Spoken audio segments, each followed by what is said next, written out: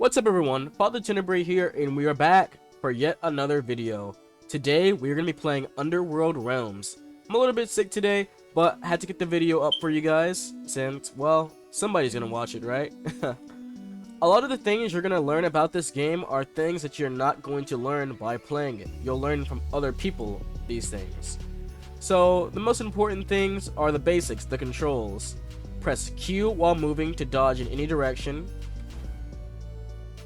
E to use your spells, which you guys won't have when you're in this spawning area.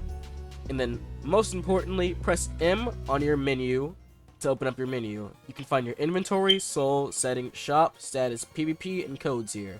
We'll get to the codes in just a moment here whenever we go to the first main area. So you'll enter into this door, and you'll be led to the main area of Undertale where you first meet Flowey. Nothing's going to happen here, so you just want to continue through the doors. And this is where you get to your first save point. I recommend you save here, so when you finally end up dying, you get respawned here instead of all the way back at spawn. Now, this is where the gameplay starts up. On the top of your screen, it'll say not safe or safe, like it does say here. And when it says not safe, you will get attacked by monsters. In this case, I got attacked by Whimsum, which I will go and fight. So you'll have the options of Z, X, and C for your moves, regardless of what weapon you're using. So I recommend just kind of spamming your moves at the start to learn how to use them. And then you'll kill the mob. So you get EXP and gold, and sometimes you get items or spells from mobs. And once you get your first spell, I recommend you use it. And you can also invite players to your lobby. So whenever I get my next encounter, you'll see that I can invite players to join me. So the only things that spawn in this area are Froggets, Whimsums, and Floweys. Floweys are 1% bosses that you will not be able to fight until you get to the end game. So as you can see, these 3 random people I invited all joined in to help me with the battle. You guys don't split EXP or anything like that. You guys just gotta fight with each other, and boom, you just survive.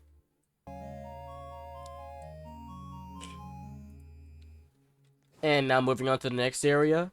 You have to be level 5 to enter into the zone here, but this is where the game really starts to get interesting. This is the Napster Bloop boss, which you can just walk past.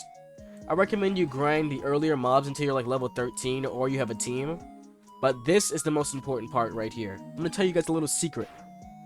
First, there are combos in this game, which are combinations of souls, weapons, and armor to give you special buffs. So, with Determination, which is one of the 2 sets, if you use the stick item, which you guys are going to spawn with, it's this item right here. Use the stick item, and the bandage item, you get a whole set of new moves and an increased HP and attack. Now, if you have Patience, which is the light blue soul, you want to use the Faded Ribbon and the Toy Knife. Those 2 items together will give you another combo. I personally have Justice because I don't have any soul orbs. Besides that, you guys are pretty much ready to move along. I don't want to spoil it too much for you guys, but this next area, I wouldn't recommend grinding in here unless you have 4 people.